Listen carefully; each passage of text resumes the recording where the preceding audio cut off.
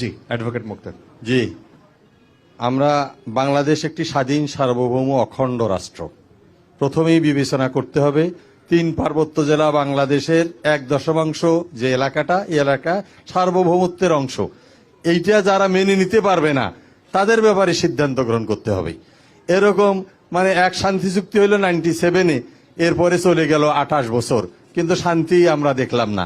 অতএব প্রকৃতপক্ষে শান্তি কিভাবে আসবে সেটা দেখতে হবে। তখন ছিল শুধু জেএসএস, যদিও ইউপিডিএফ একটু একটু ছিল, একটু সিরিয়াস ছিল না।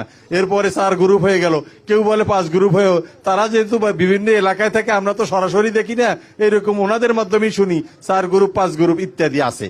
এই বিষয়গুলোকে বিবেচনায় আনতে হবে এবং তাদেরকে যে কোনো ভাবে, দেবেন্দা যেটা বলছে, এটা জাতীয়ভাবে আন্তর্জাতিকভাবে এইরকম নিশ্চয়তা আদায় করতে হবে যে এদের যারা অখণ্ডতার বিরুদ্ধে থাকবে তাদেরকে কেউ যেন প্যাট্রোনাইজ না করে, সেটা প্রতিবেশী দেশ হোক, আন্তর্জাতিক মহল হোক, আমরা সেটার একটা নিশ্চয়তা চাবো।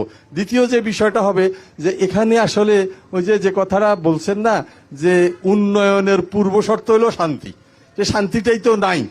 বিশেষ করে যারা বাইরে ইন্টারন্যাশনাল যারা আসবে, তাদের ন্যাশনালি যারা আসবে, তারাও কিন্তু ভয়ে ভয়েই আসে পার্বত্য অঞ্চলে।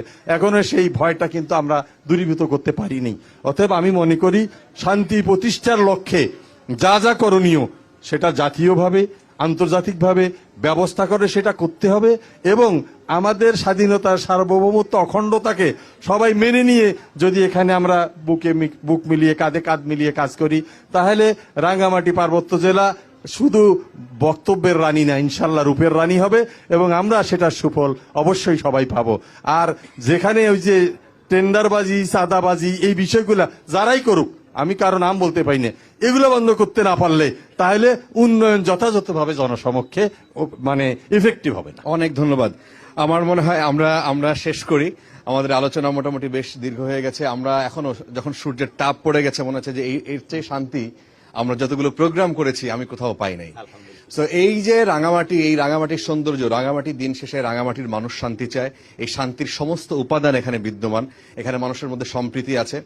দরকার আরেকটু নেতৃত্বে যারা আসবেন, সামনের নেতৃত্বে যারা আসবেন, 26-এর নির্বাচন সামনে আসছে, এই নির্বাচনে নিশ্চয়ই তারা তাদের যোগ্য নেতৃত্ব এখানে বেছে নেবেন। এখানে দুর্নীতি মুক্ত প্রশাসন হবে, এখানকার ট্যুরিজম বাড়বে, এখানকার মানুষের কৃষি, মানুষের স্বাস্থ্য, মানুষের যেটা বেসিক নিড, শিক্ষা, স্বাস্থ্য, সমস্ত জায়গায় মানুষ একটা